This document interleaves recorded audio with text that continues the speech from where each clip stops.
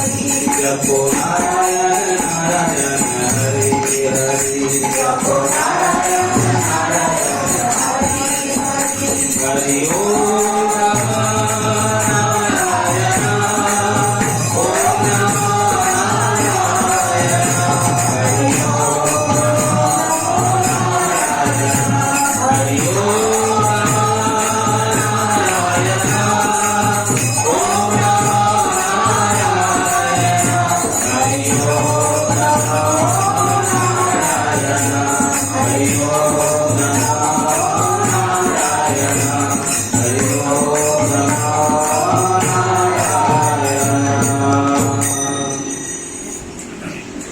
जय जय श्रीमद् भागवत महापुराण की जय जय श्रीमद् भागवत महापुराण की जय जय श्रीमद् भागवत महापुराण की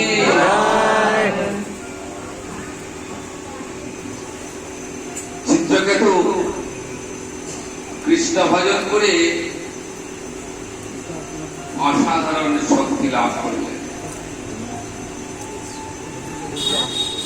এবং একটা স্বর্গীয় বিমান সেই স্বর্গীয় বিমানে করে তিনি ত্রিলোক ভ্রমণ করেছেন। ঘুরতে ঘুরতে একদিন কৈলাসে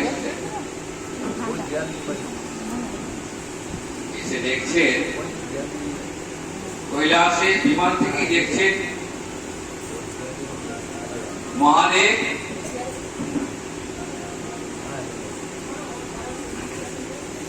পার্বতীকে কোলে বসিয়ে বৈরাগ্যের উপদেশ দান করছে।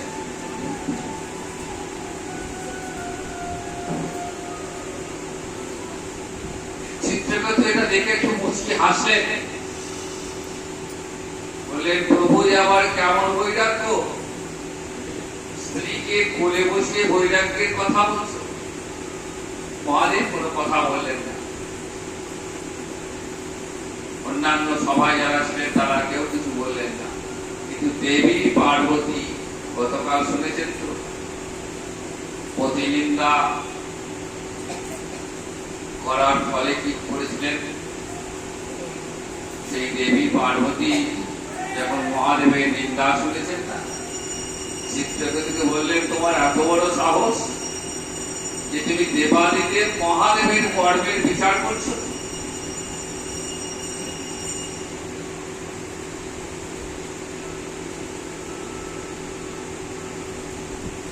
সংসার করলে কি বৈরাগ্য আসে না? সংসারে থেকেও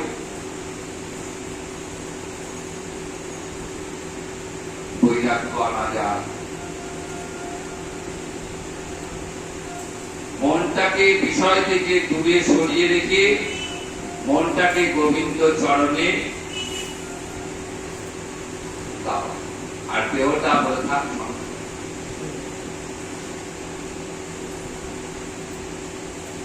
শ্রীমদ্ ভাগবত আমাদের দেখাচ্ছে যারা ভাগবত ধর্ম প্রচার করছে, ব্যাসদেব তিনি সংসার।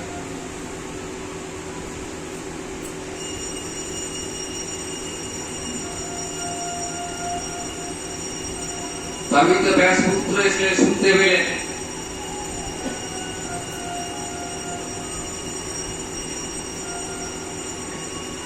সুতরাং সংসার করলে যে কৃষ্ণ ভজন হবে না এমন কথা নয়। কৃষ্ণ ভজন করতে গেলে যে মুনি ঋষি হতে হবে এমন কথা নয়। আমার ভজনটাই আসল। আমি সংসারে থেকে করি আর আশ্রম, আমি আশ্রমবাসী হলাম, আমার বৈরাগ্য সবাই দেখছে বাইরে বেশটা আমার বৈরাগ্যের বেশ, কিন্তু অন্তরে আমার বিষয় কামনা প্রবল। ওই বৈরাগ্যের কোনো দাম নেই। সংসারে থেকে সংসার ধর্ম পালন করতে করতে কৃষ্ণ ভজন